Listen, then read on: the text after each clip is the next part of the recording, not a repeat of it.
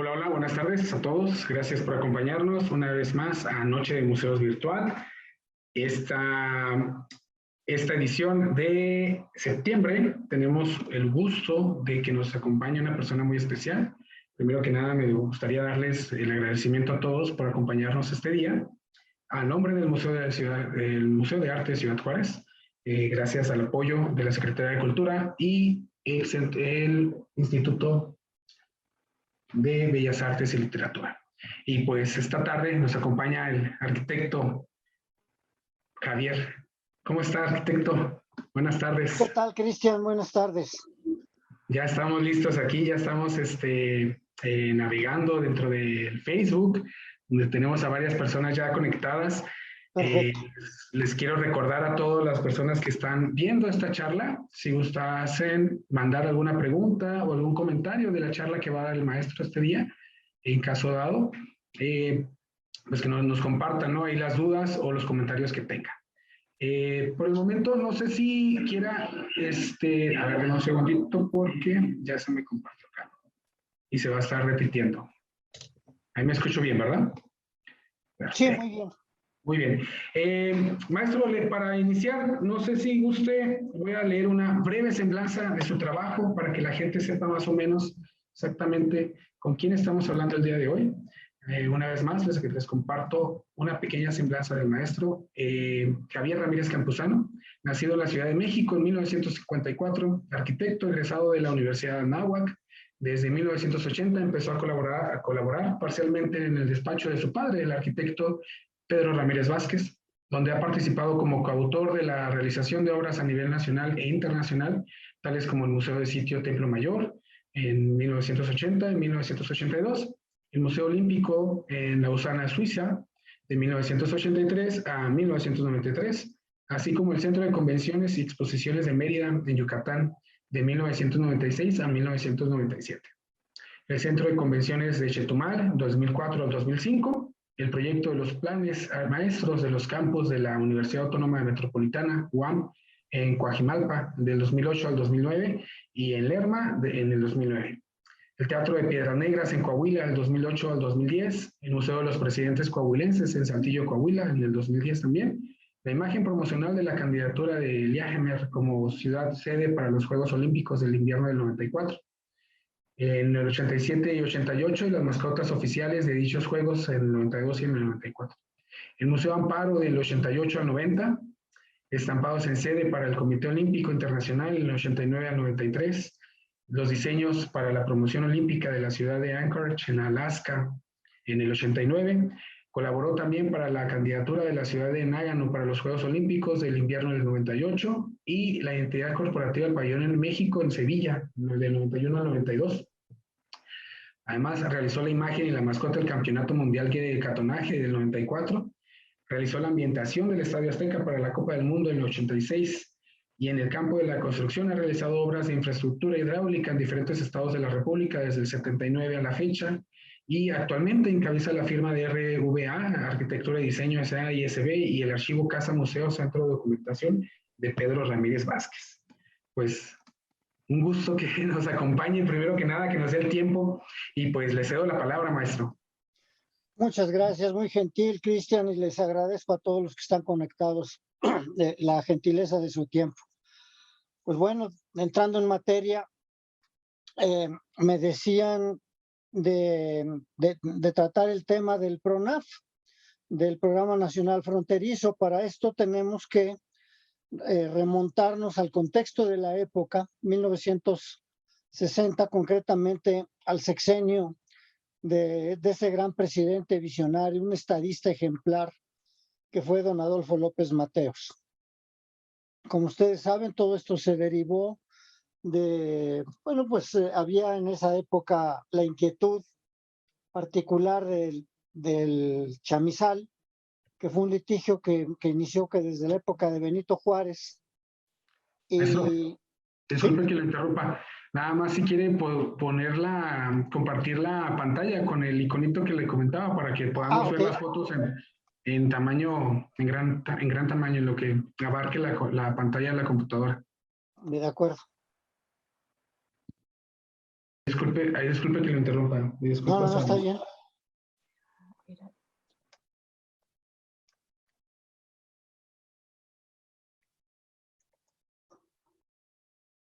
¿Ya? A ver, ahí va, ¿ya?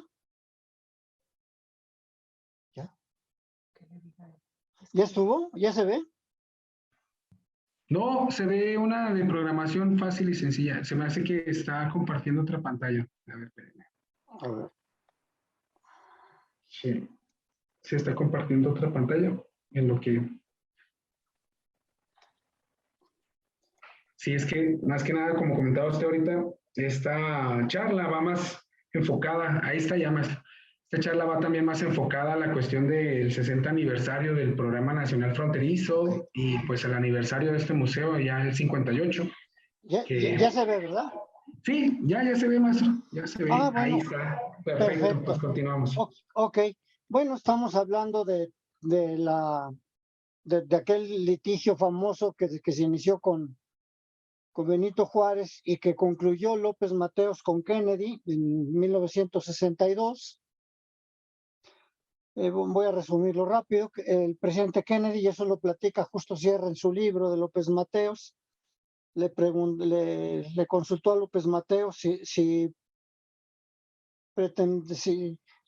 que podía solucionarse con una compensación económica, y López Mateos le respondió, refiriéndose a Kennedy, diciendo a través de Justo Sierra, dígale al señor presidente Kennedy que no soy agente de bienes raíces. Kennedy comprendió su imprudencia, aceleró esto y se empezó a tomar forma el Programa Nacional Fronterizo. De manera simbólica, se entrega el chamizal en febrero del 64, pero ya formalmente fue el presidente Johnson al presidente Díaz Ordaz en 1967. Entonces, eso fue el inicio, pero lo que marcó ¿cómo le doy vuelta?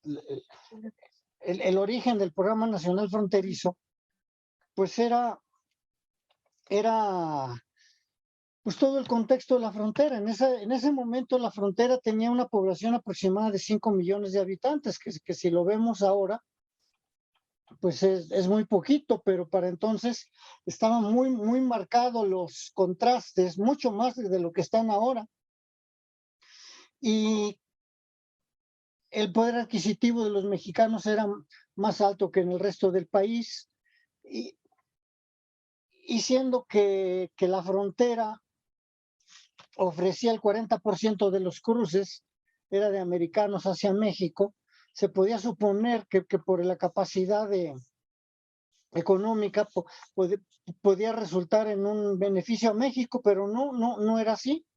Entonces había que crear una estructura que invitara al americano, por un lado, a visitar México, a invertir, a que conociera la economía y las bondades de nuestro país, y también del mexicano arraigar su sentido de orgullo, y más en esa zona de la frontera de México, por desgracia, y no es nada que se pueda, vamos a omitir, ni que no sea extensible. Pues el centralismo que hemos padecido ha sido tremendo, y en esa época, pues los americanos solamente sabían de la Ciudad de México, de Acapulco, de Taxco, quizás de San Miguel Allende, pero el resto del país era desconocido. Entonces, pues la parte cultural no podía estar ajena, y había que dar una imagen de entrada, porque la primera impresión, tanto para el mexicano que regresa como para el extranjero que nos visita, debe ser una primera impresión muy buena. Entonces, para eso se creó un programa de infraestructura, de dignificar las fronteras, para equipararnos un poco más en cuanto a calidad, en cuanto a imagen, con, con, con las ciudades fronterizas. Bueno, estas imágenes son de cuando ya el presidente Johnson entrega el chamizal al presidente Díaz Ordaz, y el cauce se denomina con el nombre del presidente Adolfo López Mateos, que fue el gran impulsor de esto. Y se empieza a dignificar con las llamadas Puertas México, esta que hasta la fecha existe en Tijuana. Oiga, maestro, nada más, perdón que lo interrumpa de nuevo. En la pantalla que estamos viendo aquí en el Zoom, nos aparece todavía la imagen de Kennedy con López Mateos. Entonces, no sé si esté viendo en su presentación sí, en la computadora. Igual para checar ahí, a ver que esté viendo el público las fotos. A ver, sí. Está compartiendo.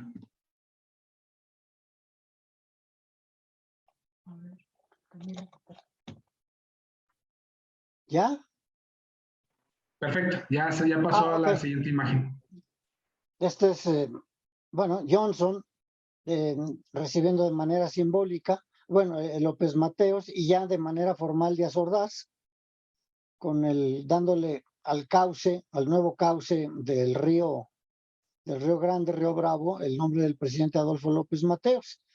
Y empezando ya entrando en materia en lo que fue la dignificación, la imagen, la obra pública, fueron las Puertas México.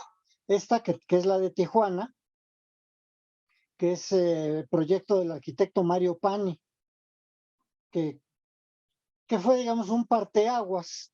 Y aquí está el crédito del Programa Nacional Fronterizo y Avenida López Mateos. Aquí está ya terminada la obra, es una foto de la época, pero ahí está, y es una arquitectura, si bien de los 60, pero es atemporal, es un gran proyecto.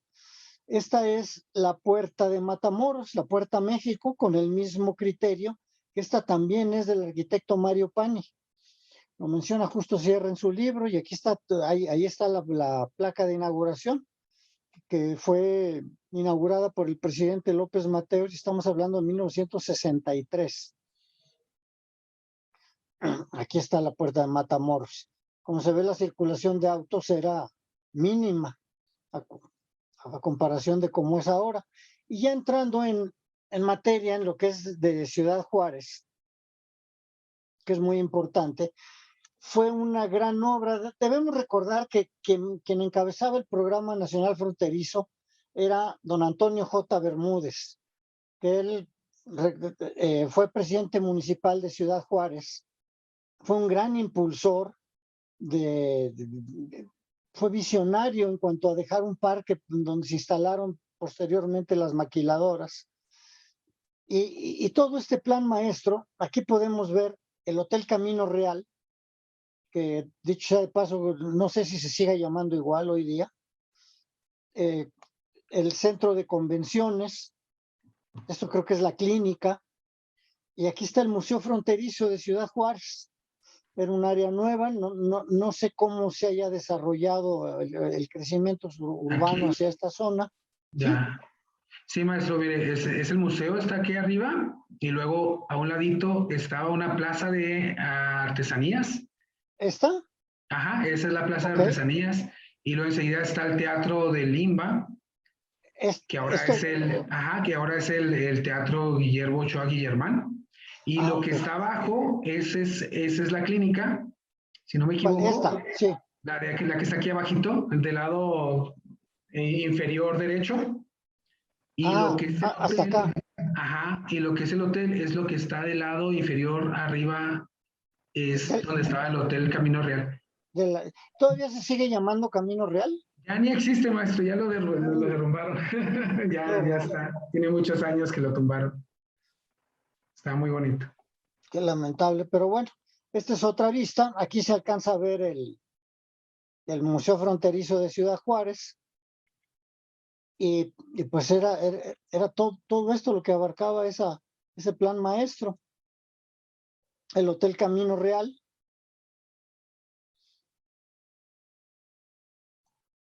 Y el monumento a Abraham Lincoln, que también fue parte de ese programa. Me imagino que todavía sigue el monumento a Lincoln. Sí, ese todavía está ahí erguido, ahí continúa Lincoln. Ok. El lienzo charro López Mateos, que también no sé si todavía todavía exista o ya no. Ese todavía existe, ahorita está creo que en comodato o lo está utilizando la Universidad Autónoma de Ciudad Juárez, al igual que un edificio que está enfrente aquí del museo, que era ese edificio creo que fue de Conaculta, si no estoy equivocado, donde estaba el FONAP. Es que también hay que recalcar que una parte importante del Programa Nacional Fronterizo fue poner atención especial y la exaltación de valores no solo históricos, sino también de folclore y tradiciones populares. Por eso se hizo esto, era no solo una vitrina, sino una parte para que se viviera, no solo se contemplara lo que es la cultura mexicana. Y pues esto que en su inicio fue centro de convenciones, pues bueno, ya mencionó usted que es el Centro Cultural Ernesto Chagui Lemar. Sí, La clínica la clínica del del ISSSTE, sí, perfecto. Esa eh, continúa todavía. debemos recordar que fue el presidente López Mateos el que creó el Instituto de Seguridad Social y Servicios para los Trabajadores del Estado. Y así fue. Y luego no solo eso, con los charros. Por única vez se creó un Grand Prix y se hizo en Ciudad Juárez. Las carreras de coches que valga sea el comentario, al presidente López Mateos le encantaban los coches y las carreras de coches. De hecho, él salía en un coche deportivo a correr y me comentó su hija Besita que una vez se le paró el coche y pidiendo aventón regresó en un camión de redilas que lo llevaron a su casa. Y el Estado Mayor estaba tremendo, era un personaje, presidente López Mateos. No, me imagino. Wow. Estos son Pedro Ramírez Vázquez y Rafael Mijares. Pedro Ramírez Vázquez pues fue, digamos que el arquitecto de la confianza del presidente López Mateos para las obras de relevancia, particularmente en lo cultural y en los museos. Y en el aspecto de los museos de la frontera, hay que ponerse a reflexionar que las puertas de entrada son la primera impresión que recibe tanto el mexicano como el extranjero. Entonces, y había que fomentar el interés en México para crear corrientes turísticas, ya sea familiares o recreativas, con todos los atractivos culturales que ofrece México. Entonces, y aquí se menciona que el contenido de los museos, en forma condensada, aquí se menciona, es pues un conocimiento, una vista global, sembrar el interés, porque, como decía Pedro Ramírez Vázquez, lo que no sabes que existe, no existe. Entonces, ver México, por un lado el paisaje, las costumbres, lo que decíamos, espectáculos, etcétera, ahí estaban en vivo, el arte, la historia prehispánica, una visualización de la arquitectura y la historia colonial y lo contemporáneo. México estaba creciendo casi al 7% anual, se llamaba el milagro mexicano. Entonces, y con esto, promocionar los productos de la industria y el comercio en México y mostrar un país con posibilidades de inversión y sembrar en el turista que se encontrara para despertar el interés en visitar México. Esto era en general, una visión general. Por otro lado, se había propuesto también, tomando en cuenta la inminente devolución del territorio del Chamizal, un museo del Chamizal, obviamente en ese parque, que iba a estar enfocado a las culturas del norte, particularmente del estado de Chihuahua. Digo, me imagino que Paquimeo, Casas Grandes. Sí. Pues. Ahorita está el Museo de las Culturas del Desierto, creo que está en Delicias, si no me equivoco. En Paquimé creo que hay uno. Sí, Y hay un museo del desierto en Saltillo. Saltillo también, Sí, sí, claro. en Saltillo. Pero este estaba, bueno, en el chamizal y era resuelto a base de rampas continuas. Aquí se ven los cortes. Obviamente quedó en buenos propósitos porque este proyecto es de 1963, pero si el chamizal fue devuelto hasta el 67, pues, y vino el cambio de régimen, pues este ya fue un proyecto que no se realizó, pero se dejó planteado.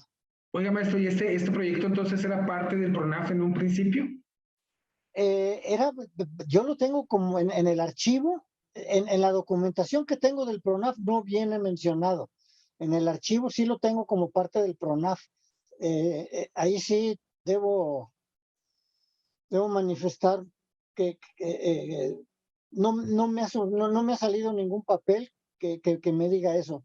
Quizás yo supongo que fue una petición muy específica del presidente López Mateos a Pedro Ramírez Vázquez, como lo hizo con todos los museos que hizo Pedro Ramírez Vázquez. En ese sexenio fueron a petición específica de su amigo, el presidente López Mateos, a excepción del TECPAN y del Museo del Caracol, que se fue iniciativa de don Jaime Torres Bodet. Pero tanto el Museo de la Ciudad de México, el de Arte Moderno y el Museo Nacional de Antropología fueron peticiones personales expresas del presidente López Mateos. En cuanto al Programa Nacional Fronterizo, pues seguramente él le solicitó a Antonio J. Bermúdez el que los museos fueran bajo la responsabilidad de Pedro Ramírez Vázquez. Y en ese sentido, él planteó 3 museos, además del de Ciudad Juárez, uno en Tijuana, que estos son los bocetos preliminares, y otro en Matamoros. Sí. Este fue el de Tijuana, que no se realizó, pero quedó planteado. Que en este caso, en el de Tijuana, entonces al final se hizo el Secut, ¿no? Sí, pero ya fue en época de López Portillo, Sí, sí, sí, ya. fue posterior y fue mucho por iniciativa. eh, fue ya un concepto de museo, lo vamos a ver al final, un museo, Perfecto. pero con unos espectáculos ni más que sean rotativos para provocar una visita frecuente, no el que ya fui, ya no regreso. Entonces, este fue el de Tijuana, que tenía, los guiones eran muy similares, eran mostrar la fachada del México prehispánico, colonial, contemporáneo, de la época de la independencia. Había una parte para eso, porque en esa época, en 1960, fue el 50 aniversario de la Revolución y el 150 aniversario de la independencia. Entonces hubo un programa muy vasto. Se rehabilitó Dolores, se hizo el Museo del Caracol, se hicieron muchas cosas. La Ruta de la Independencia. Y aquí está la vista de la maqueta del Museo de Tijuana. Muy parecido, ¿no? Sí, La forma circular. es similar, sí. Ok.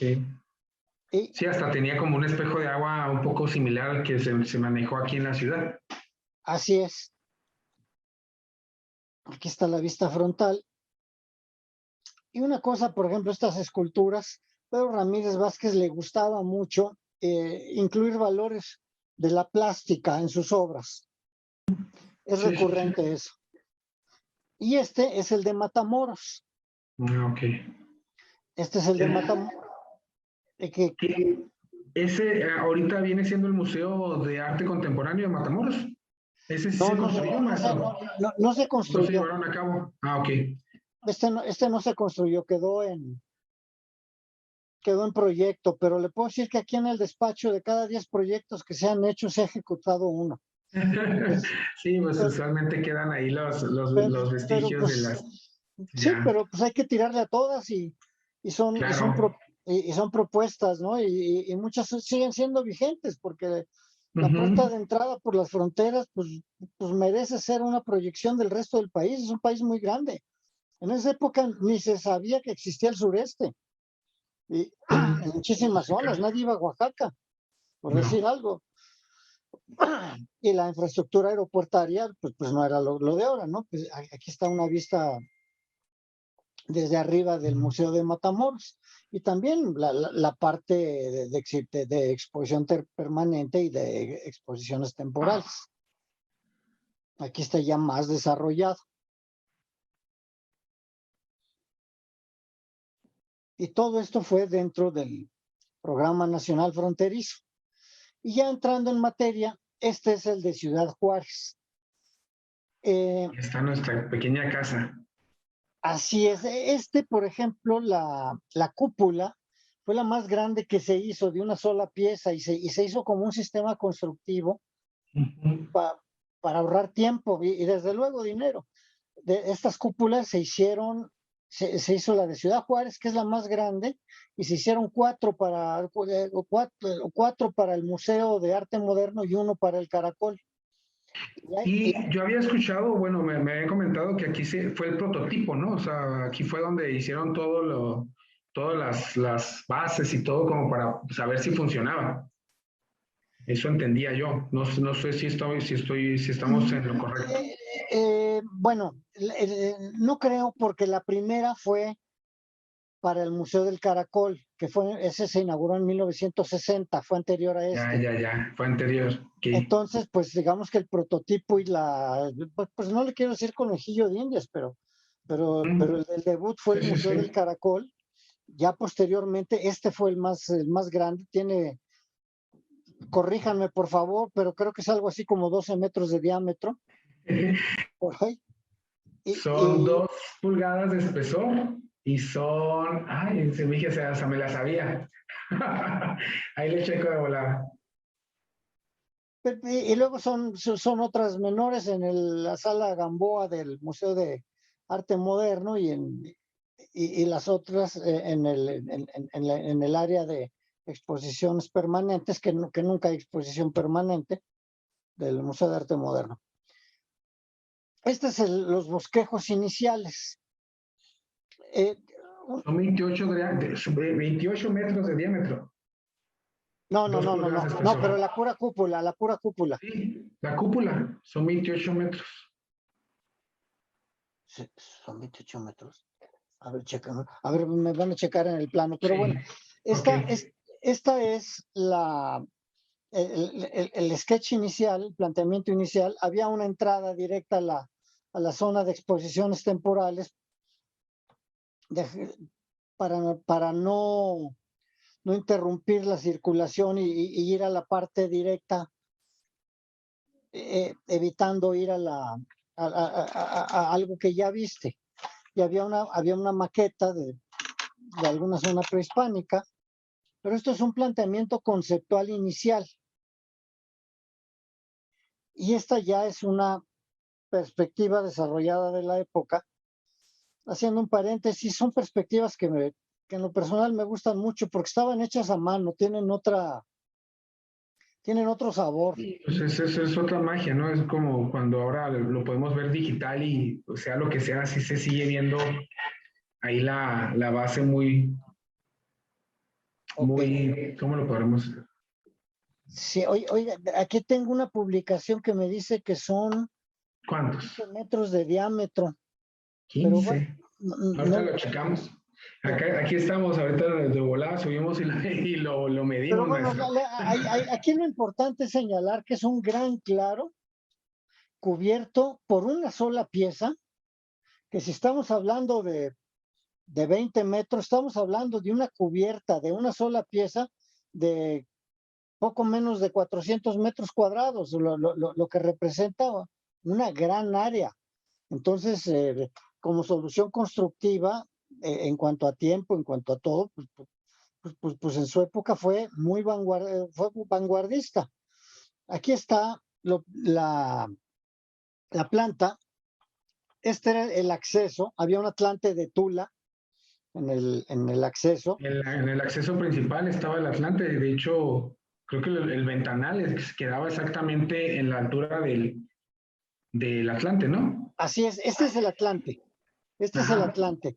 Es una pieza espectacular porque era lo que te atrae al visitante. Entonces se iniciaba con arquitectura prehispánica, se seguía con una gran parte prehispánico, con colonial, había una pequeña parte de la independencia y luego ya el México actual, el México contemporáneo. Sí. Toda esta parte era de exposiciones permanentes o de actividades permanentes, y aquí estaba planteada la maqueta.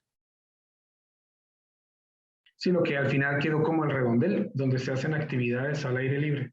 Así es. Entonces, pues era un circuito eh, continuo, y pues se entra por aquí, se sale por acá, en fin. Aquí está el circuito con las alternativas de la visita.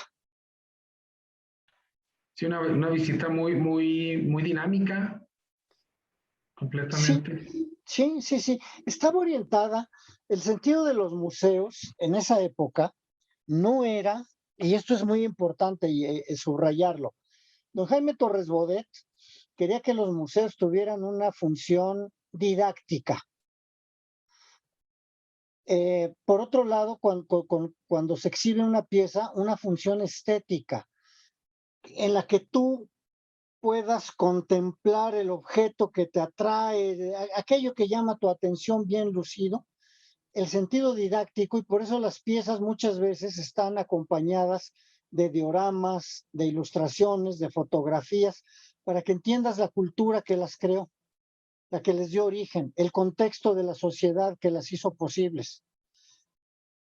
Y por último, el sentido más importante, el sentido de conocer tu país, el sentido de responsabilidad histórica, de saber el patrimonio cultural que dejas a las próximas generaciones, para que las próximas generaciones lo asimilen y se cree esa conciencia de identidad. Esos eran los tres aspectos. Entonces, por eso, era así mostrar piezas, pero mostrar contextos y jalar al visitante, crear el interés por México.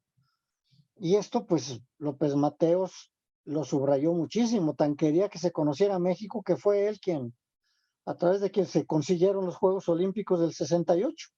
Fue, Sí, sí, fue sí. un gran promotor de México. Aquí está la maqueta de este espejo de agua, que creo que ya no es de agua, ¿verdad? No, el espejo de agua, pues es que ha sido todo un caso aquí en la ciudad, con las cuestiones presupuestales, mantener un espejo de agua en el desierto, pues es bastante caro. Y creo que también fueron ahí unas decisiones también que se fueron llevando a cabo, porque ese espejo de agua cubre bastantes, como 300, como 3,000 galones de agua aproximadamente. Entonces, cuando se queda detenida, porque no tiene un flujo, se empieza a hacer el alga, que en menos de 5 días ya el agua se torna café. Entonces necesita bastante químico o necesita tener mucho movimiento para Me poder imagino, y mucho mosquito y todo eso, sí. completamente. Entonces, a pesar de, es hermoso verlo, pero también pues es un riesgo, ¿no? Por el dengue, por otras enfermedades. Entonces, Así es, sí es muy complicado mantenerlo, la verdad. Creo que me la imagino. gente lo extraña mucho, todos lo extrañamos mucho el espejo de agua, pero pues sí es hasta si no se cuida como debe, sí es un riesgo. Claro. Esta fue la maqueta, esta es, bueno, otra vista de la maqueta. Aquí está el redondel que le llaman, y, en fin. Y es un proyecto que fue rápido de construir. Una cosa que me llama la atención es el uso recurrente del tezontle como una piedra volcánica roja. Para nosotros es normal verlo, pero para un americano o para un extranjero, haciendo un paréntesis, Pedro Ramírez Vázquez hizo el pabellón de México en Bruselas en el 58 y ganó la estrella de oro de la exposición. Los muros eran de tezontle, los europeos se quedaban pues realmente sorprendidos y admirados de unos muros de piedra roja. En fin, ya ha terminado Ya el la museo. imagen, sí. Obviamente me imagino que todas las montañas de atrás ya ni se ven. No, hombre, maestro, todavía las podemos observar. Ciudad Juárez es una ciudad que se mantiene todavía en crecimiento. Vaya, todavía no crecemos en edificios, sino en terreno. Como hay bastante terreno, entonces la ciudad ha crecido bastante, pero apenas empiezan a verse como proyectos para salir hacia arriba. Entonces, todavía podemos disfrutar mucho de los atardeceres, de las montañas, de la iluminación natural, y es parte de lo que el museo todavía tiene, ¿no? Que es este domo que el sol abrasador de Juárez, de repente sí se siente el calorcito allá arriba. Pero ahí va. Pues estas son vistas, diferentes vistas, pues obviamente se ve el contexto de una zona nueva para la época y una arquitectura muy, muy limpia. Aquí está una vista lateral de la zona de exposiciones temporales y de actividades temporales. Aquí está el espejo de agua. Espejo. Sí, sí, sí. Y con estas esculturas, no sé, porque todavía se mantienen.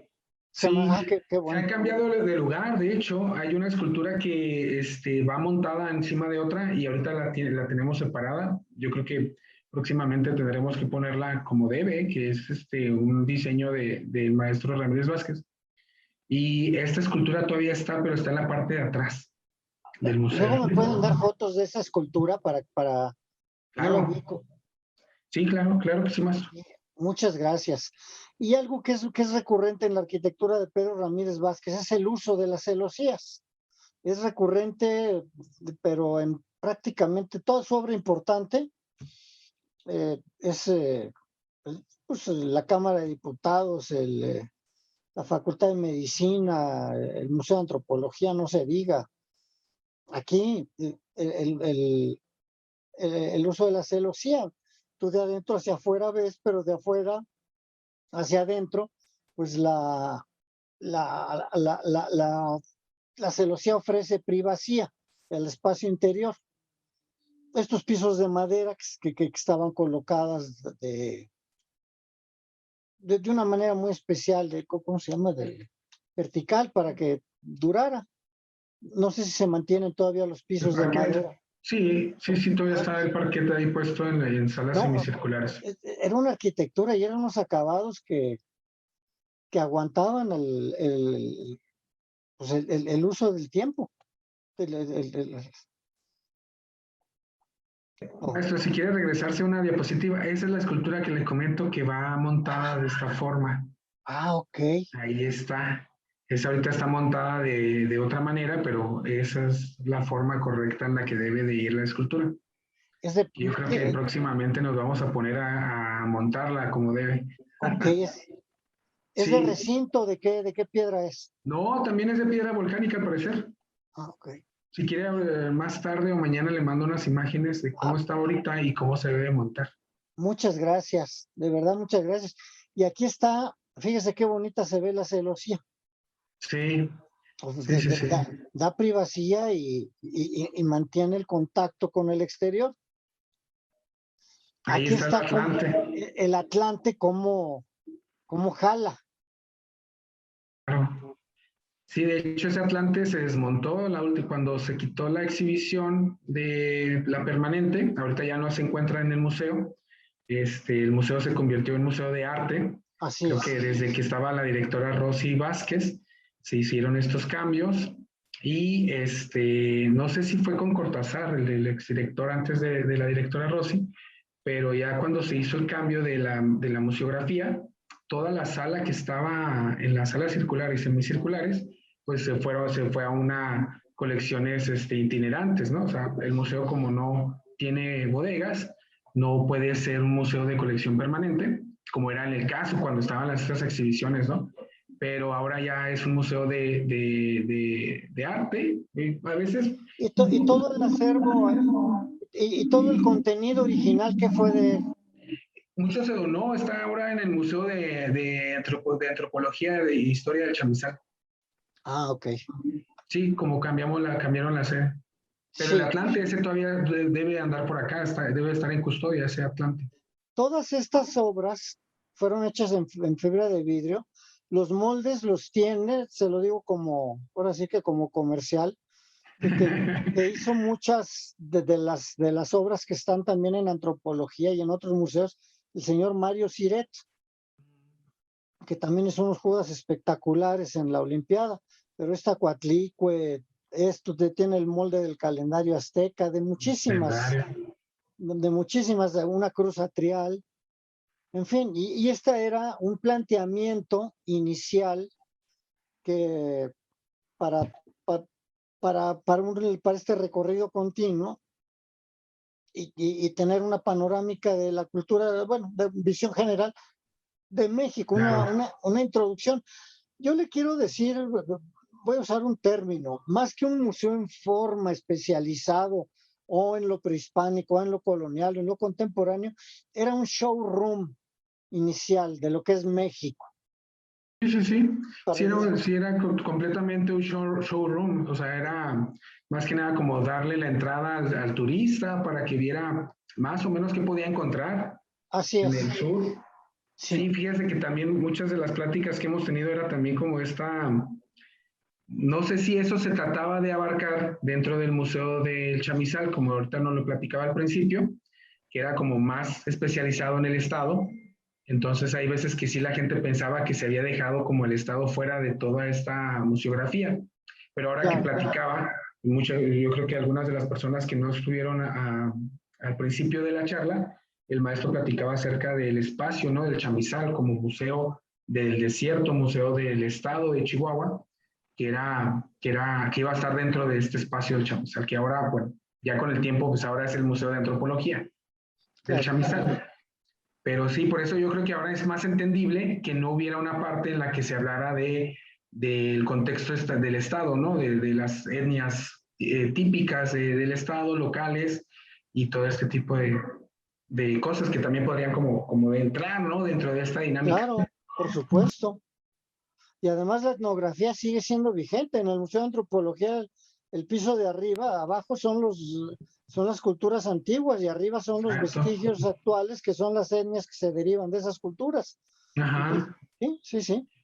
Oiga, maestro, aquí me llama mucho la atención estas partecitas que están dentro de los murales de mármol, que era como para poder tener museografías. Es ahorita, yo creo que las extrañaría mucho, porque ya no están estas bases, sí, no sé si las observan, Eh, las que eh, están dentro de la eh, forma circular. estas, Sí, no sabría decirle. Ahorita vamos a ver unas fotos del interior, a ver vamos a ver. a ver cómo estaban. Esto es cuando se estaba montando. No, esto es más reciente, ¿no? Aquí dice Fondo de Cultura Económico. Sí, esas creo que son más recientes, No, esto es tal más vez como reciente. de los 90. Estas sí Miren nomás, estas son de ya, la época. Aquí está sí. el Atlante de Tula, Ujú. y sí las bases eran, eran sencillas, pero Muy vamos, sencillas, sí, mira, ahí se ven atrás. así es. Oh, espérame. Aquí está la representación de Coatlicue, el luchador olmeca. Esta no sé qué cultura sea, pero fíjese, cuando un americano se iba a imaginar que existía Ujú. Tajín o Monte Albán, aquí, bueno, Teotihuacán sí, pero todas estas piezas, verlas con un Juntas. molde original de cerca, pues no se tiene allá. Ujú. Entonces, es una visión general de México. Yo creo que esto era un material desplegado, no creo que haya sido una piedra, pero pues era darle ese sentido museográfico. Mire, aquí está el calendario Ahí azteca. está el calendario. Aquí está, este es, ¿cómo se llama? El Tonatiuh, el del sol, ¿no? Creo que No, sí, no lo veo bien, no no, lo logro.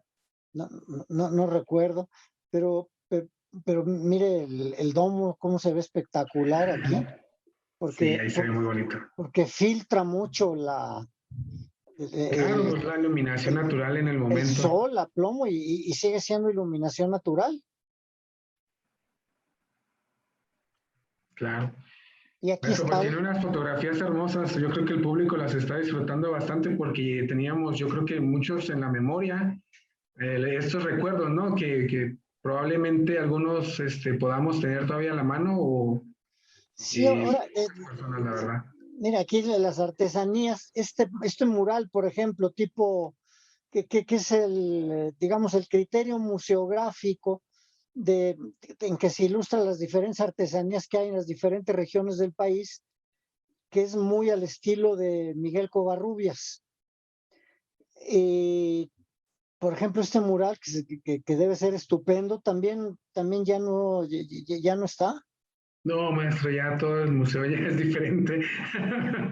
porque Sí, eso, estaba. híjole, ojalá no se haya perdido, porque son murales muy buenos, Sí. con un sentido didáctico bárbaro. Esta Aquí, justo está también en el Museo del Chamizal. Si ok, no me equivoco, en la esta sí está en Acrosatrial, Colima. por ejemplo, es la influencia morisca, la arquitectura colonial. Esta pieza me imagino que fue prestada porque es un estofado colonial auténtico. Entonces, esto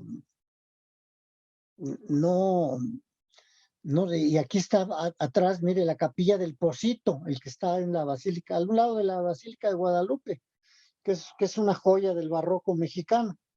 Y aquí el piso de madera del que hablábamos. Pero esta pieza, yo supongo que ha de haber sido un préstamo temporal. Sí, lo más probable, maestro, porque esa no Sí, la recuerdo ya yo. sí. Aquí está la maqueta del Pocito, mire, Mm, y fotos del interior y todo lo que es arquitectura colonial. Aquí ya está el paso al área temporal con otra cruz atrial.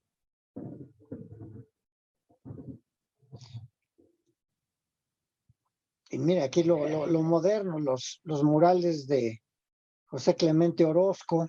sí, Aquí no alcanzo a identificar. vamos a precisarlo. Aquí se ve el restaurante este de Félix Candela, que está en Xochimilco, la arquitectura contemporánea. Ujú. Pues sí, era un showroom de México. Y aquí, pues, el área de exposiciones temporales, la parte contemporánea de México.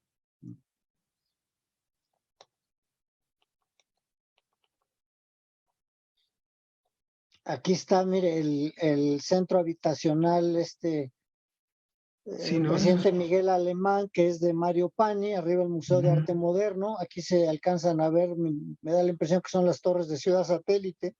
Sí. Esta escultura no me atrevo a... No, ni yo, maestro. Y sí, No, no. asegurar al autor. No sé si alguien del público pueda decirnos cuál es esa escultura. Sí, no la identifico. Ofrezco disculpas. Y luego, pues esto ya es de una exposición posterior, porque ya no está la museografía original. Esto es una temporal esta de cuando es. Sí, a ver, hay que checar porque aquí ni sale el Atlante. Creo que No. Aquí ya estaba desmontado, digamos que el showroom del país, y esto es una exposición especializada de lo que parece ser arquitectura, no lo sé. ujú. Pero Sí, la ofrece foto mucha se ve flexibilidad, vieja, la foto, maestro. sí. Y luego, pues todo Honestamente. esto derivó con el tiempo, el de Tijuana, ya recordando en época de López Portillo, el Programa Nacional Fronterizo, había que enriquecer la tecnología, había evolucionado. Entonces se creó esto del Omnimax, que es una compañía que para filmar estas películas en 360 grados en redondo, pues es muy complicado. Y solamente son algunas las películas que se van produciendo. y, y es una, digamos que están de tour y cada vez más, y que permiten una flexibilidad porque las películas van cambiando periódicamente y no es el hecho de que ya fui al museo y ya no tengo a qué ir. Entonces, ya fui, pero ya tengo que volver a ir porque siempre hay una novedad. Hoy día la explanada ya se volvió un referente cultural en Tijuana. Hay una feria del arte. Le, le construyeron un anexo con un auditorio, una construcción que le llaman el Cubo, porque pues allá en el norte ustedes son muy de poner apodos, entonces esto es la bola. Entonces, Sí, y le puse, aquí no le puedo decir cómo le llaman a este museo, le llaman de todas formas la nave espacial, el casco de Darth Vader. No, sí, sí, hombre. sí. Entonces, pues así es, ¿no? El ingenio mexicano. Y entonces, y junto a la bola, pues está el cubo. Ahí también en Tijuana hay una M muy estilizada de Ángela Gurría, que son dos picos así, y pues le llaman las tijeras. Luego, pues así es el ingenio. Y bueno, esto es el acceso, pero el acceso principal. Esta foto es de la época en que fue inaugurado. Este es un concreto de muy buena calidad, porque había que tener un concreto al nivel de la calidad del que se tiene en Estados Unidos, que es excelente, y con un agregado de este color desierto. Y pues el Omni de 360 grados, y las áreas de usos comunes, y área de museo, de museografía. Eso es lo que les puedo compartir. Tengo un acervo muy grande que les ofrezco,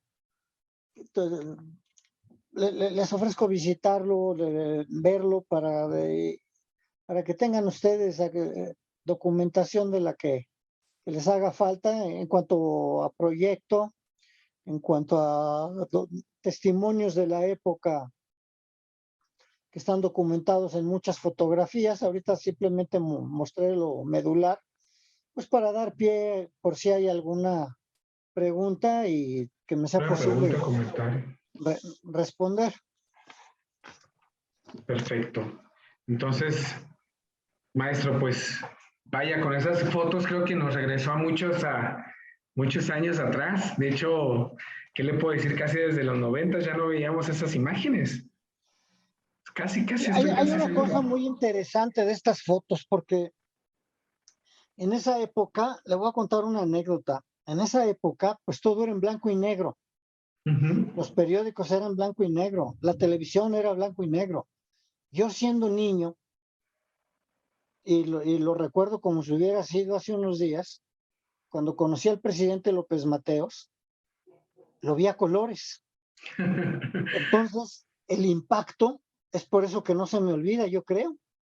Ya. No sé, cuando vemos o nos imaginamos la Revolución Mexicana, pues nos la imaginamos en blanco y negro, ¿no?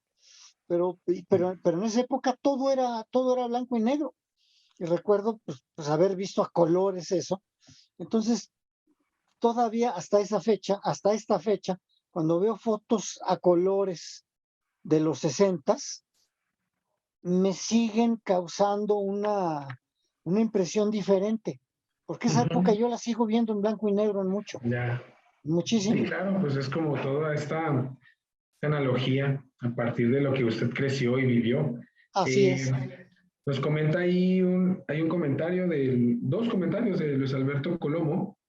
Dice, el gran cáncer de nuestro país y específicamente de Juárez no es darle continuidad a proyectos de desarrollo cultural y de infraestructura, como lo fue el PRONAF. Lamentablemente la inconsistencia en cada administración federal, estatal y local sesgan el desarrollo del país. Y nos comenta, la escultura anterior, la que estábamos preguntando, es de Alberto de la Vega, estilo neoprehispánico. Le agradezco mucho eso. Coincido mucho con Luis Alberto. en su observación, que es muy puntual y la comparto en el 100%. Desafortunadamente en la administración pública es, es un mal que nos adolece, que el funcionario no respete la obra que hicieron sus antecesores. Al no respetar la obra que hicieron sus antecesores, pues en el futuro sus sucesores al mismo, harán lo mismo que él, no respetarán su obra. Cuando él sea un predecesor, sus sucesores no van a respetar su obra. Tenemos que tener una mayor cultura de conservación, de mantenimiento, y yo la enfocaría en una sola palabra, en respeto, porque toda obra pues es el testimonio tangible de una época y de una sociedad que las hizo posibles. El PRONAF fue un extraordinario programa que, de haber tenido su secuencia, su evolución, se habría continuado con esta inercia que habría dejado huellas todavía más relevantes. Aquí en este caso, maestro, antes de, abusando un poquito de su tiempo, porque ya nos estamos pasando 2 minutos, lo que me llama la atención es que el PRONAF también fue como un antecesor, ¿no? Un antecedente para el programa de industrialización fronteriza. Y creo yo que también eso como que llevó a las ciudades fronterizas a otras miras, ¿no? O sea, como a una cuestión de infraestructura, de cuestiones que mano de obra barata. Y al final de cuentas eso también como afecta un poquito también a la visión cultural, ¿no? O sea, es algo que yo he sentido. Es una consecuencia, Sí, claro. todo este programa de industrialización, es una consecuencia, pero es una consecuencia positiva porque finalmente es desarrollo económico, es cooperación, es comunicación entre de dos países, es desarrollo económico. Entonces, pues el desarrollo económico trae consigo pues necesariamente la demanda de satisfactores de todo tipo, entre ellos el cultural. Sí, sí, yo creo que ahí nada más el comentario iba más que nada como con la, como, no sé si es demasiada la abarcación de la cuestión manufacturera, que limita a veces el estilo de vida del forense para como segregar la cultura como a un tercer nivel. Entonces hay veces como que eso se siente y vaya, creo que el público me podrá decir si me equivoco, No, hombre, de, y más en este sexenio que ya es inexistente. Perdón que no, lo diga, pero hombre, pues pues solamente sí. gentes como ustedes que son los que promueven y salvaguardan y difunden, que alegra mucho eso, que haya ese interés. No, gracias, maestro. Y de hecho, pues también teníamos el interés también de hablar de mucho más de este tema, ya sea hasta con una exhibición y con una participación más directa de tanto del estudio, de su señor padre, y pues como tener todas estas visiones de lo que era en grandes rasgos el programa. Pero vaya, pues bueno, la pandemia llegó también, eso afectó bastante nuestro año de celebración. Tristemente. Pero no queríamos quedarnos sin las ganas de platicar con usted, sin la oportunidad de que nos mostrara estas bellísimas fotos y que el público también pueda tener esta charla a su disposición. Las redes ahorita funcionan de esa forma, pues cada quien va a poder ver esta plática en el momento que quiera. Ya lo malo es de que pues no van a poderle hacer preguntas directamente. Y pues bueno, yo creo que invitaría a las personas en caso dado de que tengan alguna pregunta o comentario que puedan dirigirle. Si no, pues con gusto se las haremos llegar ya después Claro, por correo. me dará mucho gusto y pongo a su disposición toda la información del acervo en lo referente a la concepción, a la documentación, a los proyectos, a la ejecución, la memoria fotográfica, lo que tenga de audio, de video, en fin, pero lo pongo a sus órdenes. Los acervos son para eso, para Gracias, investigar maestro. de primera mano.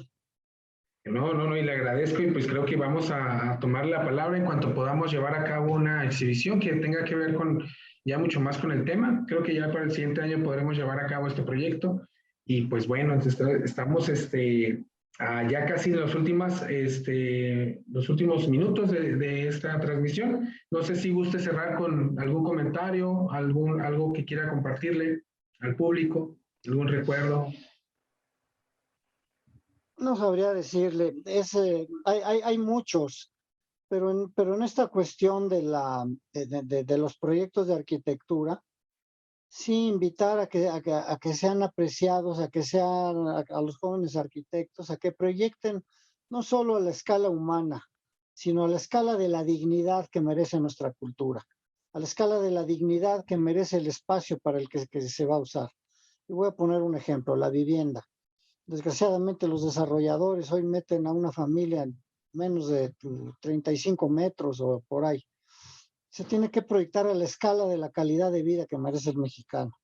No, y si es un museo de antropología, a la escala de la dignidad que merecen las culturas del México antiguo. Todo tiene que ser a la escala de la dignidad.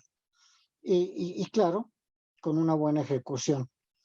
Y eso pretendió ser el Programa Nacional Fronterizo, que hasta donde fue posible, no solo cumplió, sino rebasó las expectativas. Y particularmente en Ciudad Juárez. Particularmente en Ciudad Juárez, que fue donde se llevó a cabo mucho más, vaya, más obra, más infraestructura. Creo que parte del presupuesto que iba dirigido para este proyecto, pues casi era, la mayoría era para Juárez. Sí. Si mal no me equivoco, yo creo que pues igual tenían planeado continuarlo y después darle más seguimiento. Así es. Por último, preguntan aquí, preguntan cuál era la visión del futuro, si es que usted la conoce, eh, con qué personalidades convivió, cuál era la visión del futuro del país, cuál era su visión del futuro del país. Y gracias por la charla. Comentan aquí también a Alberto, dice que quisiera saber, más que nada, con qué personalidades convivió su señor padre y cuál era la visión del futuro, si es que la conoce. Sí, mire, la visión del futuro era una planeación para que lo que se tenga que hacer se haga y no importando, y si los recursos son muchos o pocos, que se hagan bien y en tiempo. La visión del futuro tenía que ser algo que él lo dejó con los planes de desarrollo urbano, tanto nacional como estatales, como municipales, los ecoplanes, los planes de conurbación, cuando convergen en una región diferentes estados, como es La Laguna o como es Bahía de Banderas. Y es una planeación. Él dejó establecidos en estos planes, por ejemplo, en los ecoplanes, la preservación de los manglares, la preservación de los recursos naturales. México es un país en que 1 de cada 5 habitantes vive ya sea en México, Guadalajara o Monterrey. El 80% de los habitantes de este país vive por debajo, vive por arriba de la cota de 600 metros. Y el 80%, pues, que es donde no están los recursos. Y el 20% de la población vive por debajo de la cota de los 600 metros, que es donde está el 80% de los recursos. ¿Qué quiere decir? Vivimos en la azotea. Los recursos están en el sótano y los pisos intermedios están prácticamente vacíos. Entonces, y es imposible, cuando hizo estos planes, había más, que esto es impresionante, había más de 30,000 poblaciones con menos de 500 habitantes. Pues imposible llevarles servicios. Se establecieron el crear ciudades medias, porque nos encontramos muchas regiones en donde viven en zonas rurales y una familia tiene que ir a un lugar en donde está la clínica, en otro está la escuela, en otro está la farmacia. Entonces, para que en un lugar exista todo y orientar el desarrollo y el flujo de la población a donde se les pueda dar una mejor calidad de vida. Otra cosa que la visión de futuro, decía mi padre, tiene que ir de acuerdo a la educación, porque en este país cada año se crece entre 3 y 4 millones de habitantes. Entonces, es imposible construir una ciudad de ese tamaño más atender todos los rezagos.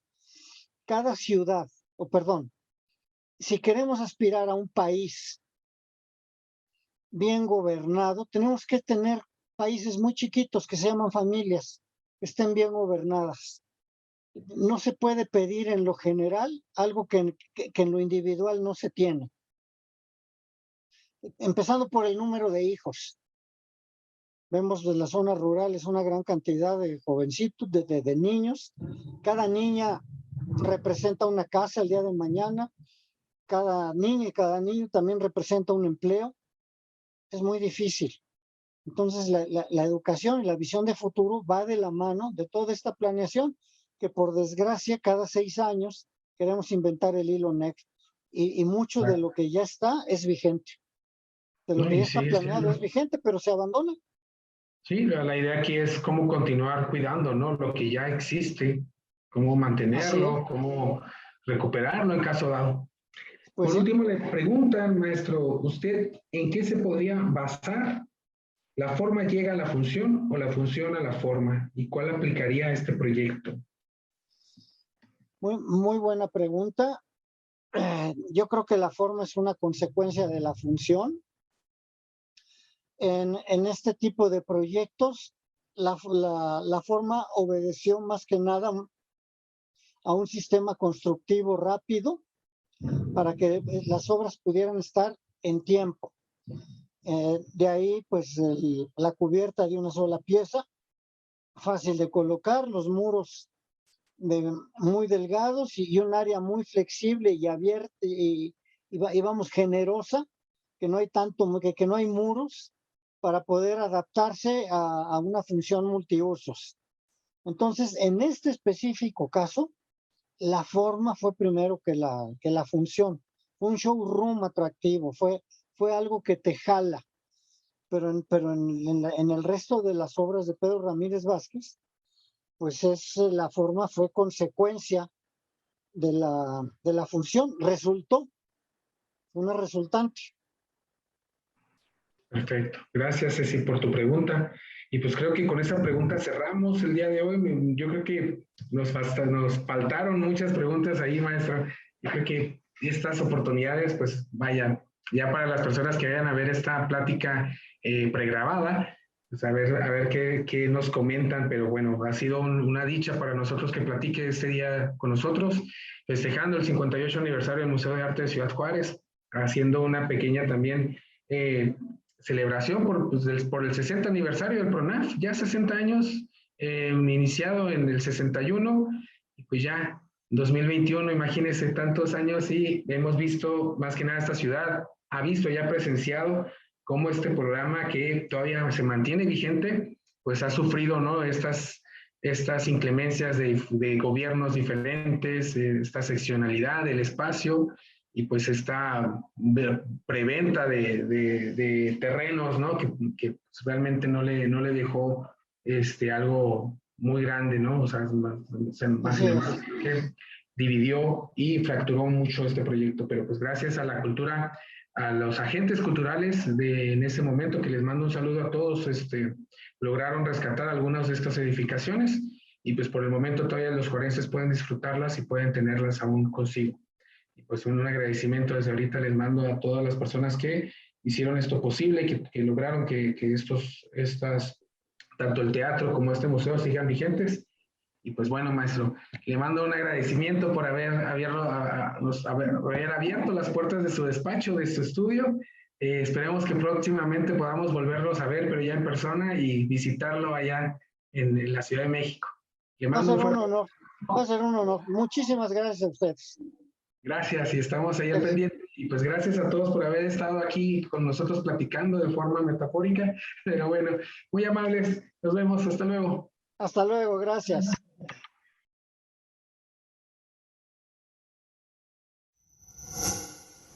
Gobierno de México.